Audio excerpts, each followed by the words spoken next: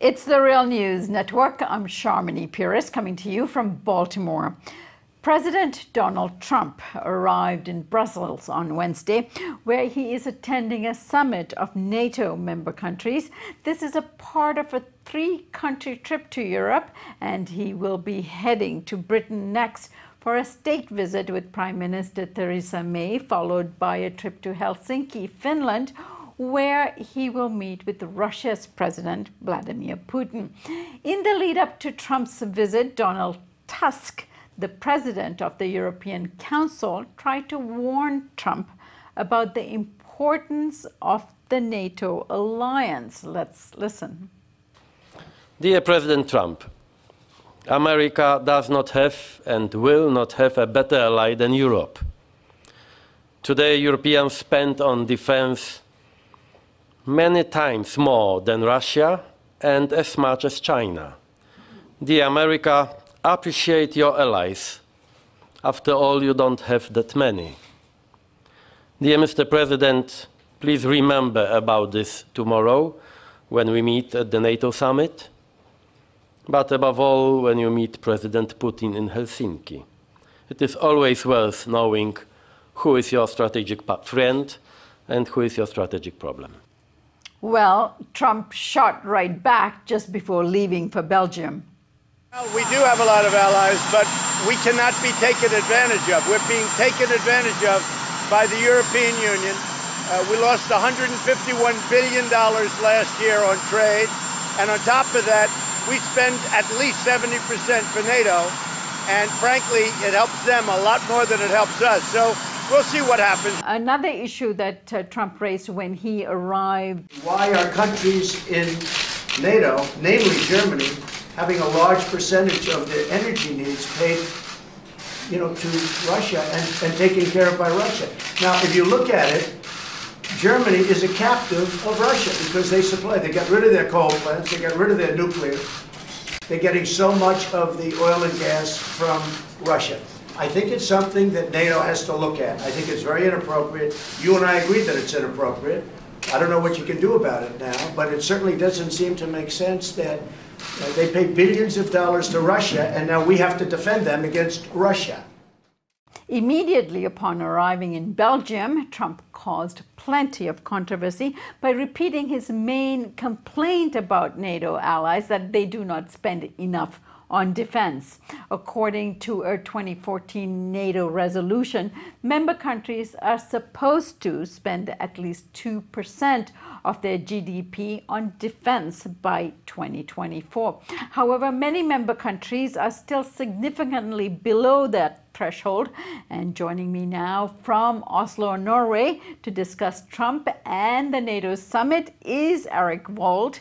Eirik is a Norwegian analyst and author who is currently working as a foreign policy advisor for Norway's Red Party. Thanks for joining us, Eirik.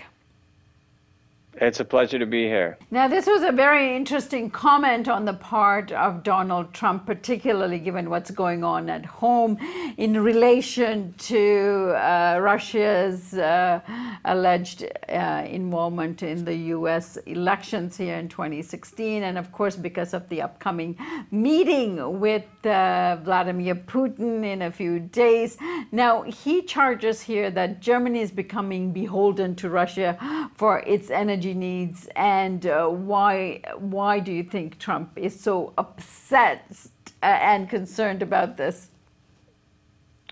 Well, I mean, the one hypothesis, I'm sure, is that he's sort of hedging. He's trying to shield himself from future allegation of him colluding or caving in to Putin if he gives, which are sure to come if he gives even the slightest, tiniest concession to the Russians or try to sort of de-escalate the very dangerous and unnecessary tensions between the nuclear powers, U.S. and my neighbor country, Russia.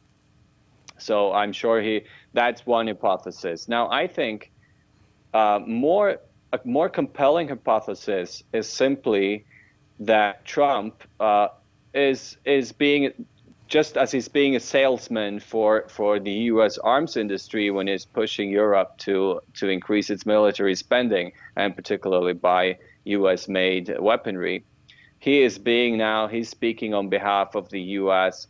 oil and gas industry, the petroleum industry, trying to convince Europe to substitute Russian petroleum for U.S.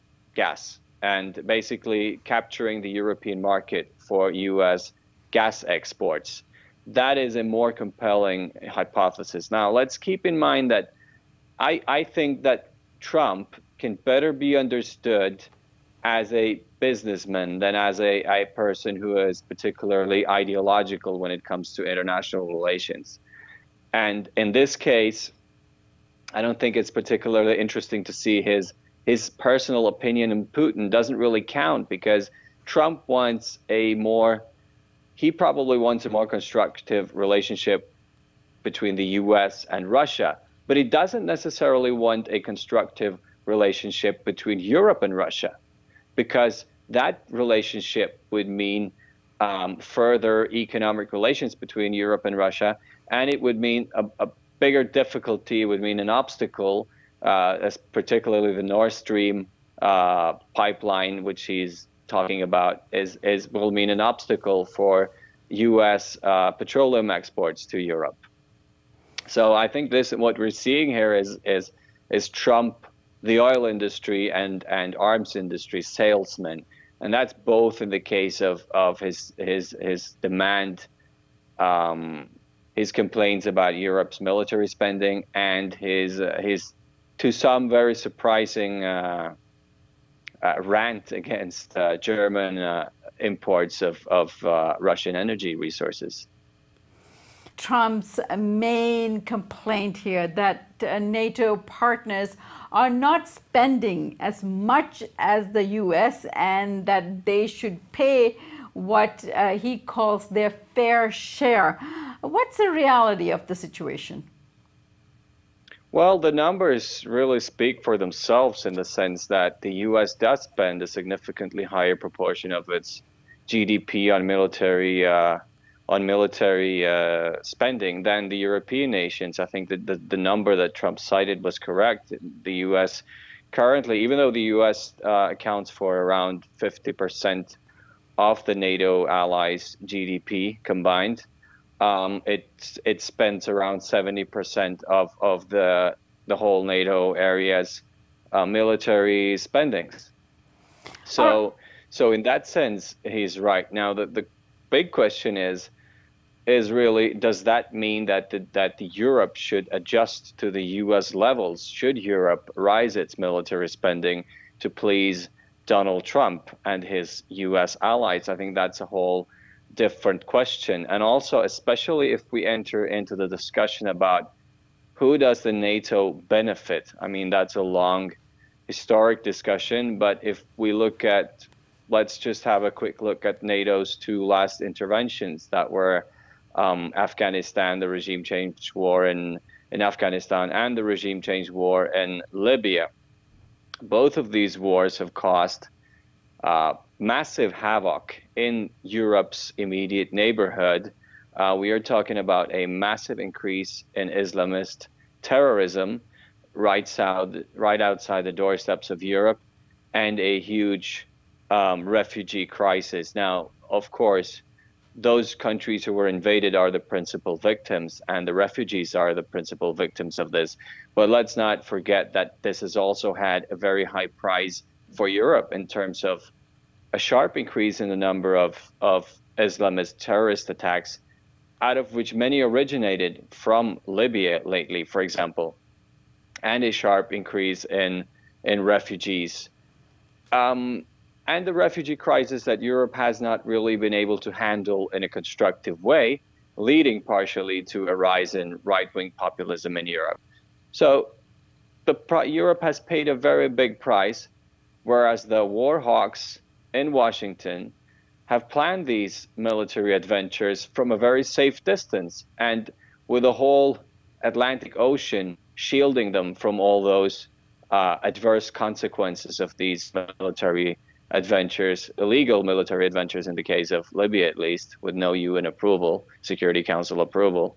So in that sense, it's clear that Europe has paid a very high price, and I'm not sure how we can defend Trump's thesis that NATO in that sense has protected Europe. I mean, to me, it's pretty obvious that at least these interventions have created more security problems and economic problems and other political problems for Europe than they have solved. And they've certainly created greater problems for Europe than for the U.S. And it looks like it will continue to do so. Now, it's very interesting that throughout this summit, Eirik, Trump is acting as if NATO is not that important to the U.S. In fact, that has been his stance all along. Shortly after he was inaugurated, too, he made very significant remarks about NATO. Now, he even called it obsolete at one point. This is a dramatic turnaround from how previous U.S. presidents saw NATO. And given that the U.S. uses NATO to flex its muscles, especially in Europe and in its relations with the U.S., what would you say is NATO's significance to the U.S., its foreign policy and its military policy? Well, I mean, this has changed through history. NATO was seen much more as a defensive alliance. At the beginning of the Cold War, by the end of the Second World War, it was much easier to call NATO a defensive alliance because there was an adversary, a big, well-armed military adversary in the Soviet Union and the Warsaw Pact. Now, this has changed after the fall of the Berlin Wall, after the collapse of the Soviet Union.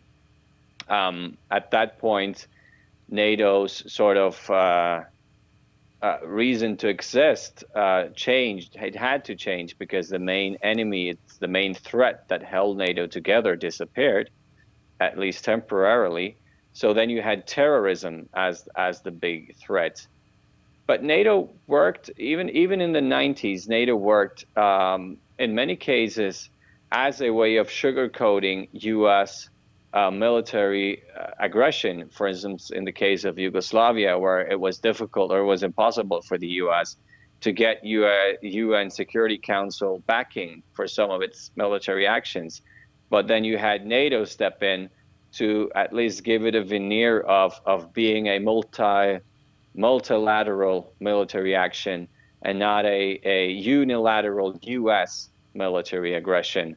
So that was maybe the main function of the U.S. I mean, you have even an agency like an open source intelligence agency such as Stratfor that delivers its services it sells its services to several U.S. civilian and military government agencies, would call NATO an extension of U.S. global power.